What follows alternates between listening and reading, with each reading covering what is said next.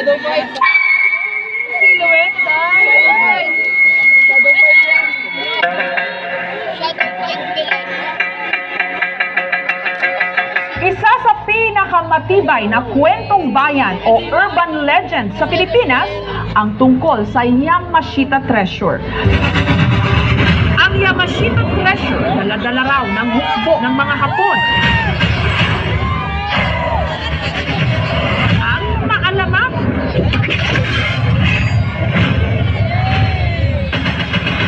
na Yamashita Treasure.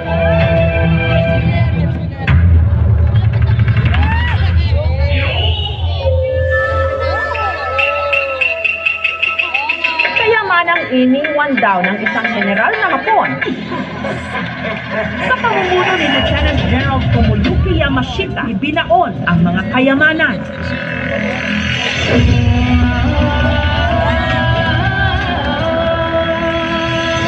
Ang Yamashita Treasure, pinakasikat na kwentong bayan sa Pilipinas. Noong panahon ng Hapon, ang hukbo ni Yamashita.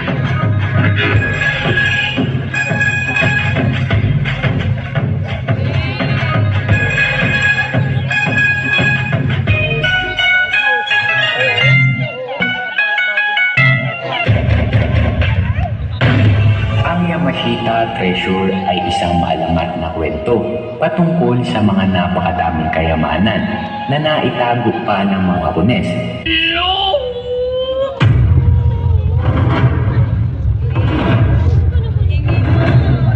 Si Yamashita sa Pilipinas, siya lang ang namuna sa panangalita ng lahat ng yaman sa tingin silangang Asya.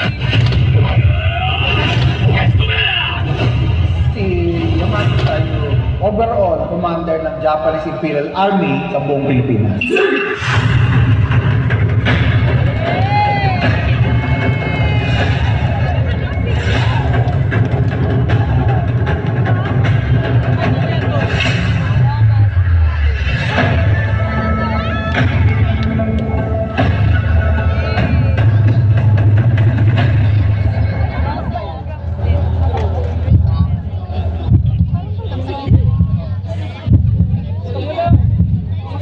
Yamashita Treasure, ang mga kwento sa likod nito.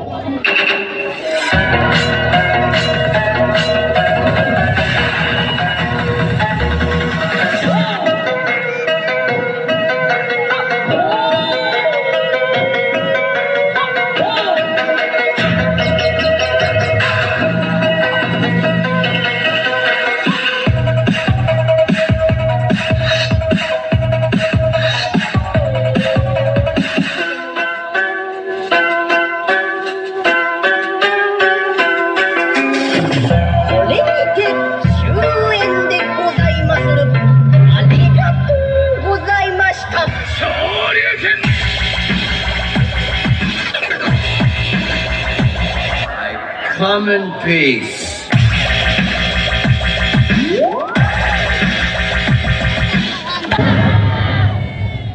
Anong pumapasok sa isip natin kapag nababanggit ang pangalang Yamashita? Sa mga makukonsiderang magaling, kinakakatakutan at walang hawang general ng sandatahang lakas noong kanyang katalahunan.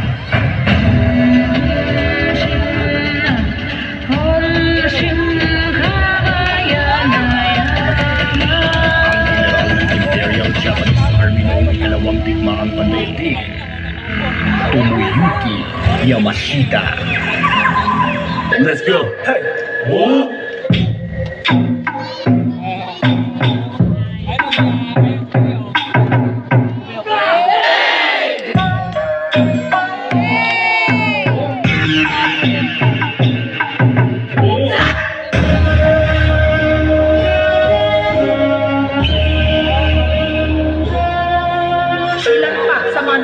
Gamit sa katana o Japanese sword.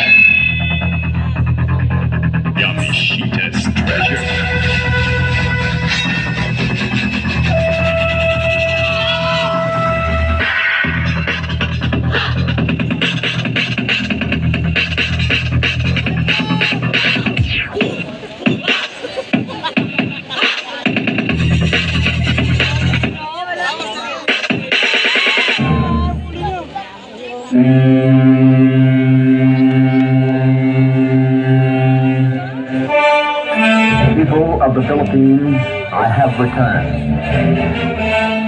Our forces stand again on Philippine soil. Naalala mo ba, nangako si MacArthur na babalik siya sa Pilipinas para palayain tayo sa mga Hapon? Ang tanong, bakit? Dahil may usapan na sila kung kaya niyaman ni Yamashita.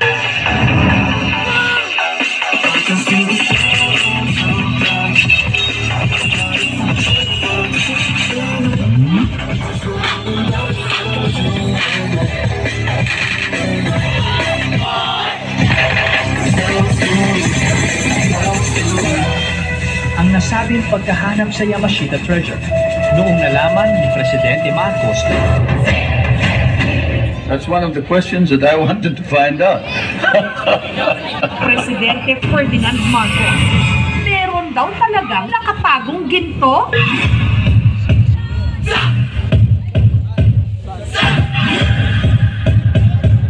Napag-uusapan lang din kasi ang tungkol sa ginto.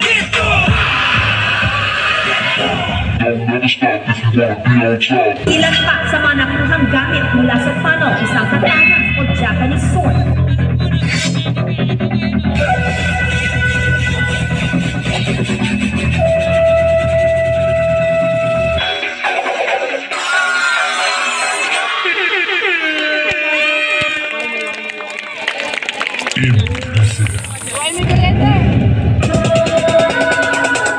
Ito ang kwento ng gintong kayamanan ni Yamashita.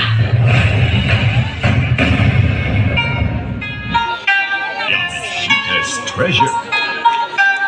At ito ay pag-aari lahat ng Pilipino sa Pilipinas.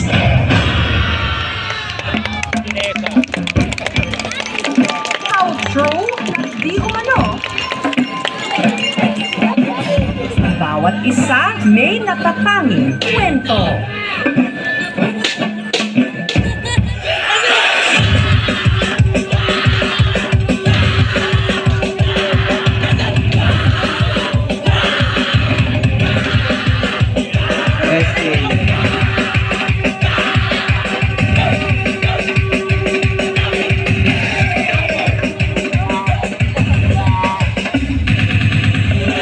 Mga sino makabayan!